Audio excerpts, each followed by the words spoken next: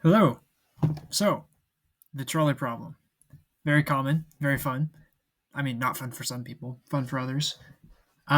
Simplest version, standing next to a switch on a trolley track, you see that it's barreling down the hill and will plow into a group of 5 school children playing on the track. If you throw the switch, it will hit one person.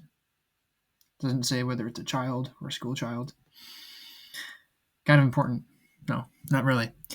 Uh, I would have to say that there's a couple things that are inherent to the response to this. One of the things that we talked about is the apparent moral implications of your ability to save a life, right?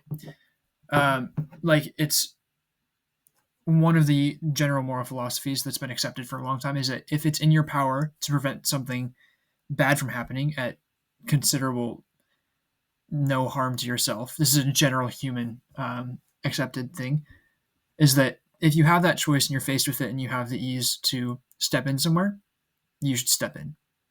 So the there's a farce inherent in this that talks about, or I guess the farce is that your choosing to flip the switch is inherently different from your choice to do nothing. Because if you see, like, the choice faces you, you don't have to, you don't go into the choice. The choice comes to you, and you go, "I'm here.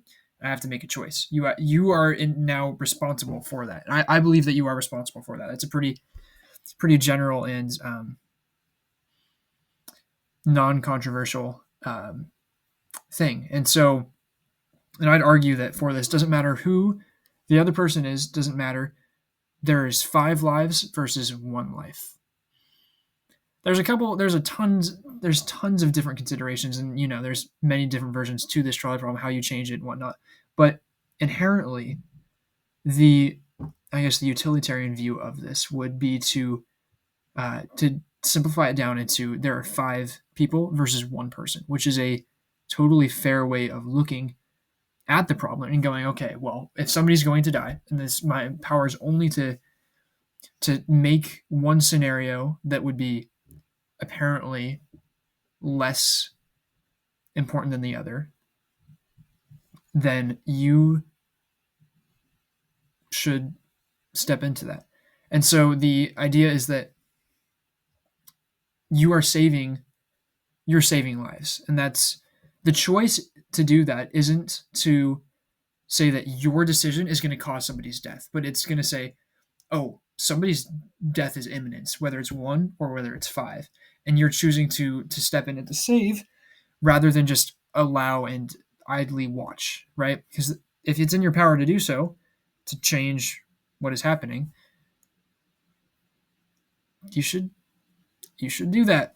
So it's not the fact that you're choosing um, to send this man to his death, right? You're choosing to save more lives, and that is something that, like, as Christians, we're called to be in the place that we are, and we're responsible for the things that we do and the choices that we're faced with, because we're supposed to take everything that we know in our perspective and go, how do we solve this problem? What do we do? What do we see? What is going to happen?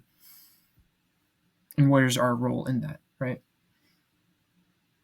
So I would throw the switch, because in a